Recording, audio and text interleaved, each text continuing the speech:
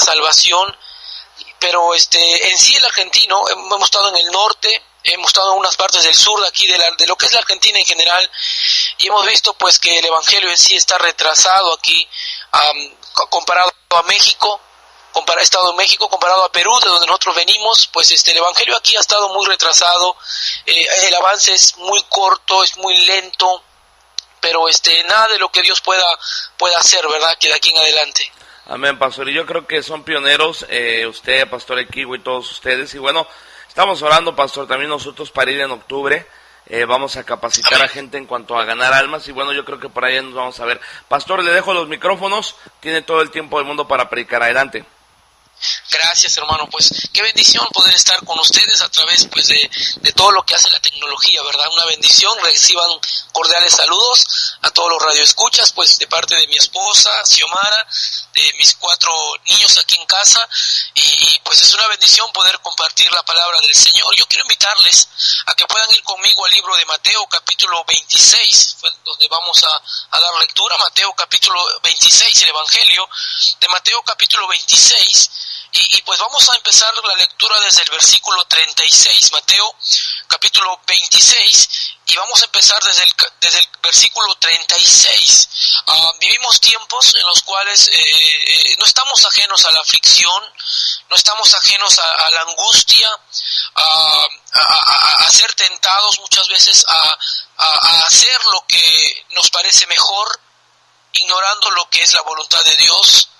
Somos muchas veces como creyentes que amamos a Dios y que queremos pues servir a Dios, enfrentamos cada día, ¿verdad?, diferentes situaciones que muchas veces nos afligen, que muchas veces pues traen a nosotros pesar, quebranto de corazón, y qué importante que es que nosotros como hijos de Dios podamos saber cómo lidiar con esto, cómo tratar con la aflicción, cómo tratar con la angustia, y pues porque hermanos, nuestra respuesta a ella muchas veces va a determinar a nuestra firmeza en Cristo, nuestra firmeza en las cosas del Señor, y pues también como testimonio para gente que nos está mirando.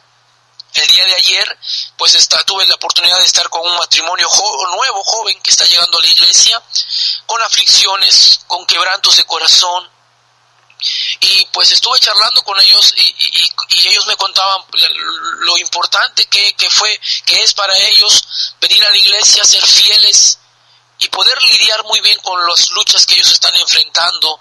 Y ellos me dijeron, mire pastor, ellos viven ahora mismo, ellos viven alrededor, ellos viven con familiares, tienen familiares a un lado, familiares al otro, muy cerca de casa también, y me dice, pastor, mire, nosotros desde que estamos yendo a la iglesia, ellos no quieren saber nada de Dios, ellos no quieren oír nada de esto, pero pastor, y nosotros estamos viendo nosotros estamos observando, y ellos nos están viendo, ellos nos están observando, ellos están mirando cómo hacemos, cómo actuamos y cómo respondemos, y pastor, ya me han dicho que ellos están viendo un cambio.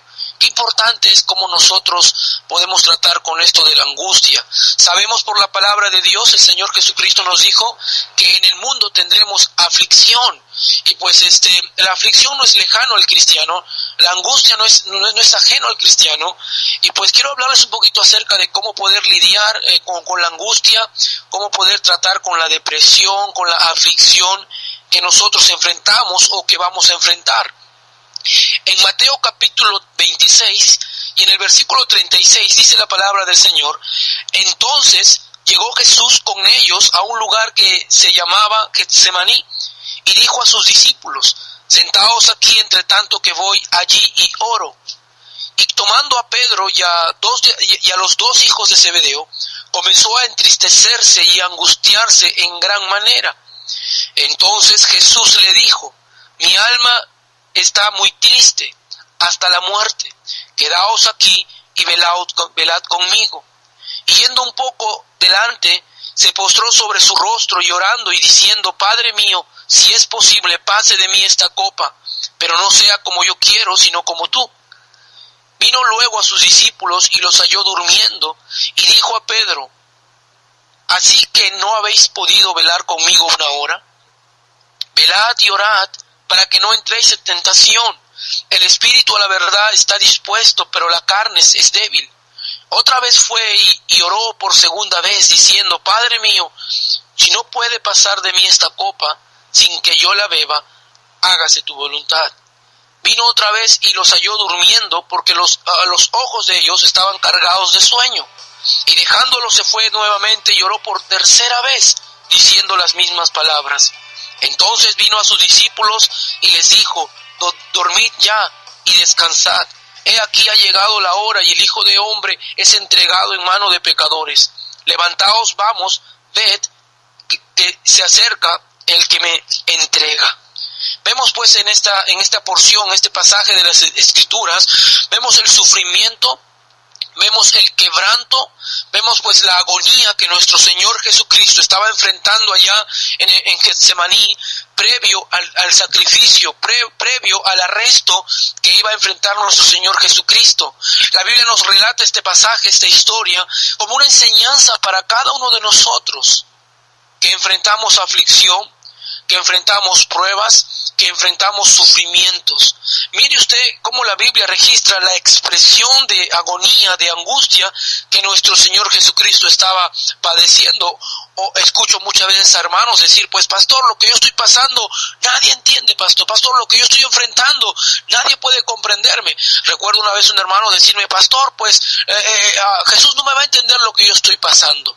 Sin embargo, vemos aquí lo que dice en el versículo 37, y tomando a Pedro y a los dos hijos de Zebedeo, comenzó a entristecerse, dice la Biblia, y a angustiarse en gran manera. En el versículo 38 dice: entonces Jesús le dijo: mi alma está muy triste hasta la muerte. Y vemos cómo la expresión de angustia registrada aquí en la Biblia, vemos cómo la aflicción que quebrantaba el corazón, que entristecía el corazón de Jesús, pues ahí queda registrado.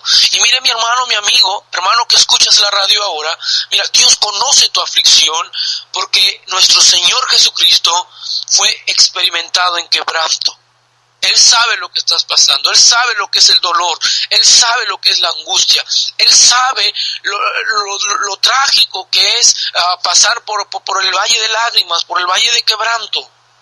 Y hermanos, mire, aquí se nos ve cómo el Señor Jesucristo experimentó este dolor, este sufrimiento, y vemos pues claramente que fue porque el Señor Jesucristo había entendido y había comprendido la carga descomunal del juicio de Dios por el pecado. El Señor Jesucristo cargaría los pecados de la humanidad en Él, y el sufrimiento y toda la ira de Dios vendría sobre Él por causa del pecado. Esto trajo quebranto, esto trajo pues, dice la Biblia allí, agonía, aflicción al Señor Jesucristo.